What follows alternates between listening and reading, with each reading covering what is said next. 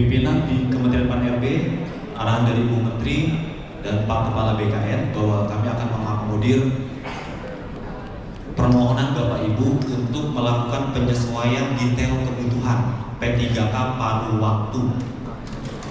Itu ya. Nah, untuk mempercepat proses Bapak Ibu, mempercepat proses karena waktu kita semakin sempit, jumlah pengisian daerah sudah disampaikan ya, batasnya sampai dengan tanggal 22. Oleh sebab itu, kami mengembangkan sistem Bapak Ibu admin bisa menginput surat. Jadi nanti menginput surat, syaratnya Bapak Ibu sudah melakukan klik final pengumuman P3K paruh waktu. Ya, jadi Bapak Ibu sudah melakukan klik final pengumuman paruh waktu. Tandanya apa? Saat ini para calon peserta P3K paruh waktu itu sudah dapat mengisi DRH. Ya, kalau sudah mengisi DRH berarti Bapak Ibu sudah klik final. Nah, ini terjadi kenapa permasalahannya? Karena banyak instansi ternyata pada saat mengusulkan P3K paruh waktu non ASN ini pendidikannya dipilih S1. Akhirnya jabatannya penata layanan operasional. Tapi sebenarnya yang bersangkutan hanya punya ijazah SMA. Nah, ini agak repot. Kalau yang diusulkan yang bersangkutan ini ijazahnya S1 tapi kita usulkan SMA, itu aman. Karena normalnya S1 punya ijazah SMA, tapi kalau SMA punya ijazah S1 kalau kuliah. Itu ya. Jadi ini permasalahannya, kita clear ya Bapak Ibu ya. Ini kesalahan bersama. Ya, jadi Bapak Ibu juga sadar juga ini kesalahan bersama, tapi kita cari solusi.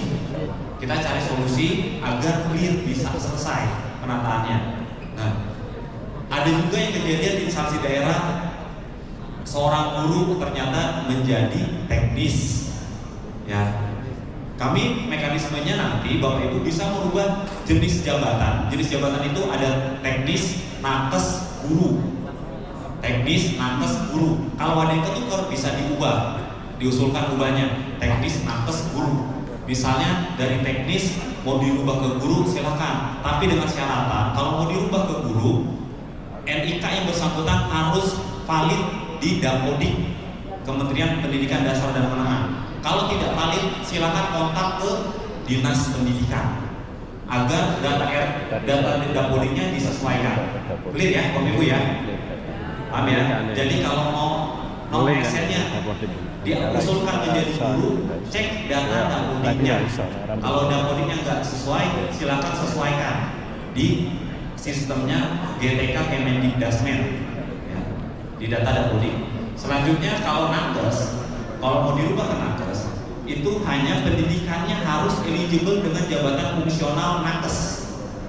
Misalnya S1 manajemen itu nggak bisa jadi dokter, ya, nggak bisa diusul jadi dokter.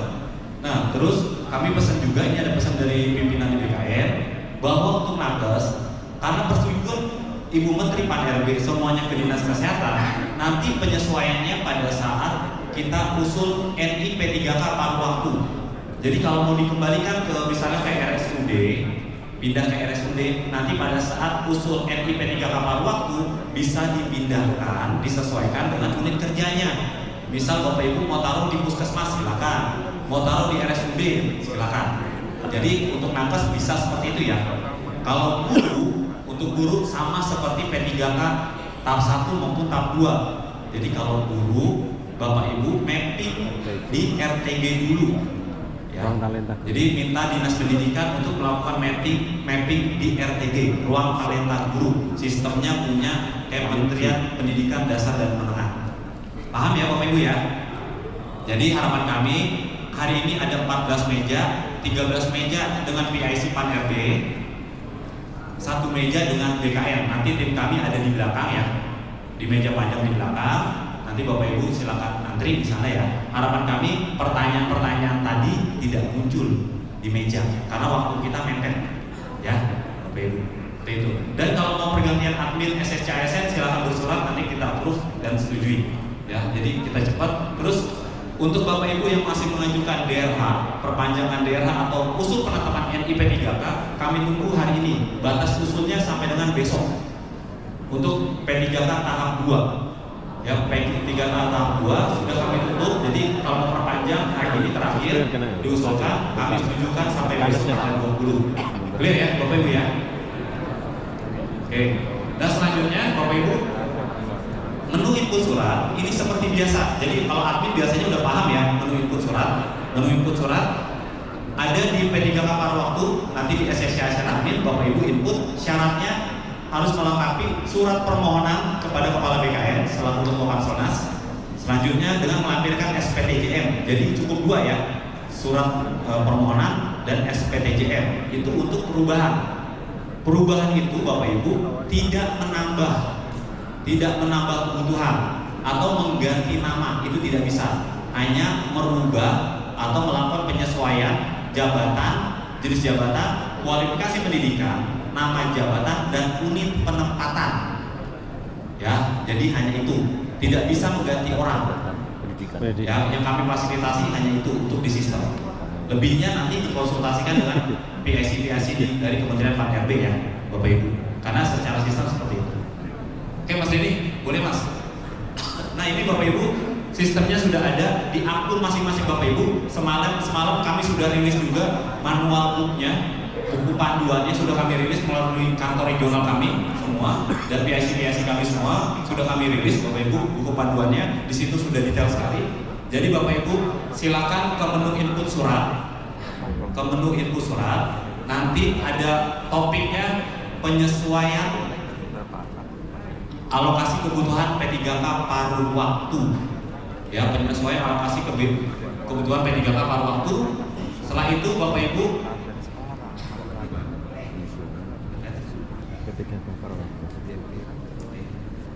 ya ini topiknya permohonan perubahan detail alokasi P3K paruh waktu. Nah nanti Bapak Ibu pilih itu, terus masukkan juga ringkasannya. Nah selanjutnya Bapak Ibu masukkan nomor suratnya Bapak Ibu akan input, nomor suratnya, selanjutnya perihal suratnya dan tanggal suratnya. Tanggal surat itu Bapak Ibu yang tertera pada surat permohonan Bapak Ibu. Jadi di fisik suratnya itu tanggal berapa itu yang Bapak Ibu masukkan. Jadi Bapak Ibu mohon ini biar kita sama-sama enak ya, jangan di backdate ya, karena nanti banyak yang laporan kami terima di backdate, tapi kan sistem itu mencatat jam dan menitnya kapan dikirim ke BKN ya. Ada dikirimnya hari ini tertulisnya tanggal 28 Agustus ya, jadi jangan seperti itu ya Bapak Ibu ya. Nah untuk SPTJM perlu diingat Bapak Ibu, kami meminta yang terbaru SPTJM yang menampilkan nama-nama dari yang diusulkan perubahan. Jadi jangan SPTJM pada saat usul paruh waktu ya, SPTJM yang terbaru. Oke, kalau sudah nanti Bapak Ibu klik menu input. Di sini sebelah kiri ada aksi, terus ada input. Nah, kita menginput nama-nama atau input data dari peserta P3K paruh waktu yang akan kita usulkan berubah. Nah, ini kita input, terus masukkan NIK-nya. Nah, NIK-nya klik cari. Nah, maka akan muncul nama yang bersangkutan, jabatan yang sebelumnya diusulkan, kualifikasi pendidikan, dan unit penempatan. Nah, selanjutnya kalau kita ingin merubah yang bersangkutan, silakan klik di bawahnya. Jenis pengadaannya dirubah. Apa kita mau merubah yang bersangkutan dari teknis menjadi guru atau menjadi nakes, itu silakan. Kalau misalnya kita contoh ke teknis. Nah, selanjutnya pendidikannya kita pilih. Nah, tadinya ini dia D3 semua jurusan. Misalnya kita mau rubah, ternyata dia nggak punya ijazah D3, hanya SMA, maka kita rubah ke SMA, kita pilih SLTA garing SMA sederajat.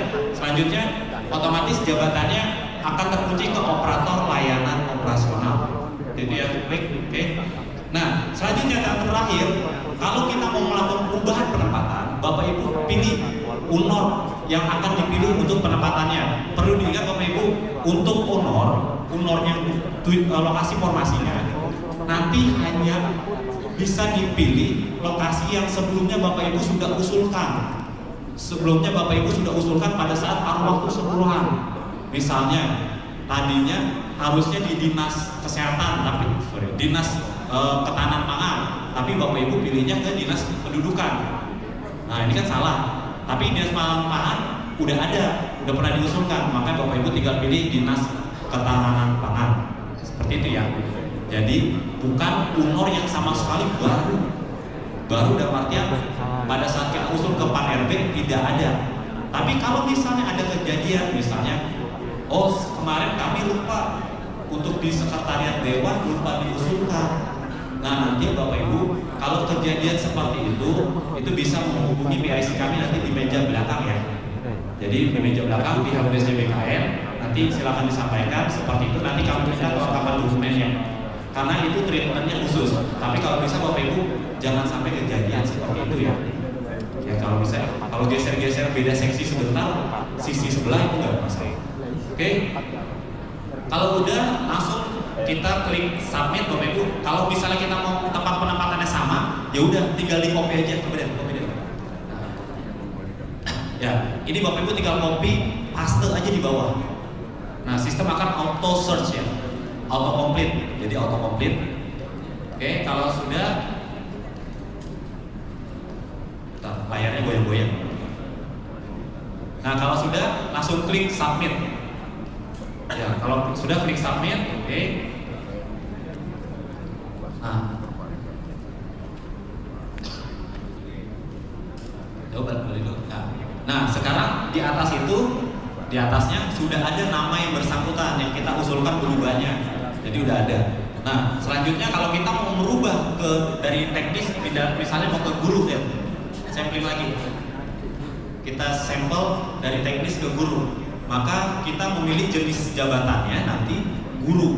Nah, sistem akan otomatis mengecek ke data Dapodik yang bersangkutan NIK-nya atau datanya ini eligible nggak untuk menjadi P3K paruh waktu jabatan fungsional guru. Nah, jadi kita akan mengecek Dapodik. Kalau misalnya tidak sesuai, Bapak Ibu, kalau tidak sesuai, yang bersangkutan benar saya ini benar-benar guru. Ini jangan sampai ketukar antara guru dan teknik sama-sama ada di Dapodik, tapi beda jabatannya. Jadi Bapak Ibu jangan sampai salah nanti. Ya ada nih datanya di Dapodik, pas kita cek ternyata dia teknik, tenaga pendidik. Itu nggak bisa menjadi guru. Yang bisa menjadi guru harus di Dapodik terdatanya jabatan guru. Nanti ada kan jelas yang bersangkutan ini guru apa, guru mata pelajaran apa. Ya, jadi itu Bapak Ibu karena banyak yang lapor ke kami. Ini di data Dapodiknya aktif, aman mas. Kenapa kok nggak bisa diusulkan? Pas kami cek ternyata data Dapodiknya itu tenaga pendidik, bukannya guru. Jadi harus cek dulu ya, benar-benar dicek Bapak Ibu. Oke deh, maksudnya cek rubah ke jadi guru. Nah, ini ada keterangan errornya. Keterangannya pendidikan harus disesuaikan di Dapodik. Ya. Jadi kalau datanya nggak sesuai, jadi harus disesuaikan di Dapodik. Karena ini kita memilih pendidikannya S1 semua jurusan ya. Jadi nanti disesuaikan Bapak Ibu di Dapodiknya. Kalau datanya sudah disesuaikan Dapodik, itu real time. Setelah Bapak Ibu update, itu bisa langsung kita sesuaikan di SSCSN. Bapak Ibu bisa input langsung. Karena kami telah terintegrasi dengan data GTK Dapodik GTK Kemendikbudristek. Gitu ya. Lanjutnya untuk nakes, kita coba nakes. Pendidikannya apa? Pendidikan eligible untuk jabatan fungsional nakes. Kalau dokter ya dokter, kalau perawat, misalnya perawat gigi ya D3 keperawatan gigi.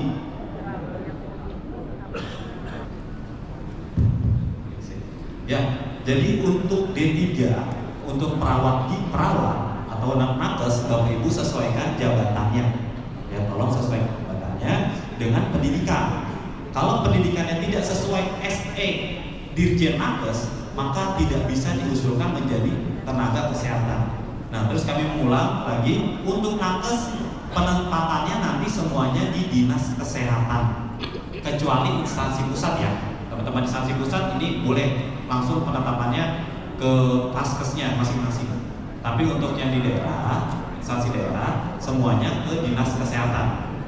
Ya, cukup ke dinas kesehatan. Nanti pada saat usul NI P3K baru disesuaikan. Ya, baru disesuaikan Bapak Ibu mau menempatkan di mana. Tapi Bapak Ibu jangan sampai salah ya. Jangan sampai misalnya jabatannya dokter, tapi ditaruhnya bukan di paskes. Ya, jadi untuk nakes nanti taruhnya Bapak Ibu penempatannya di unit pelayanan kesehatan Paskesnya ya.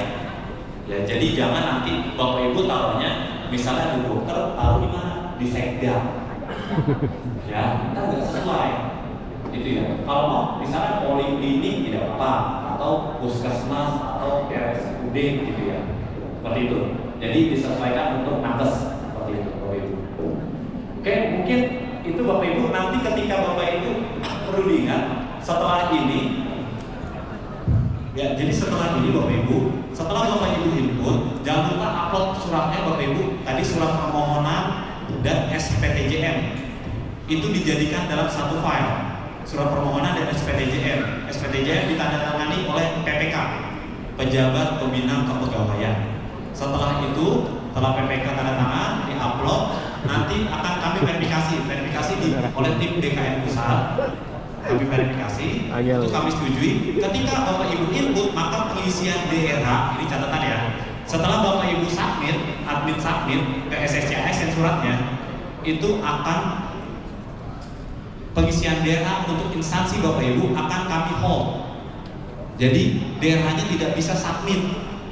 DRH, jadi peserta yang lain tidak bisa submit. Tapi kami mengejar waktu, insya Allah 1 kali 24 jam permohonan Bapak Ibu sudah kami setujui.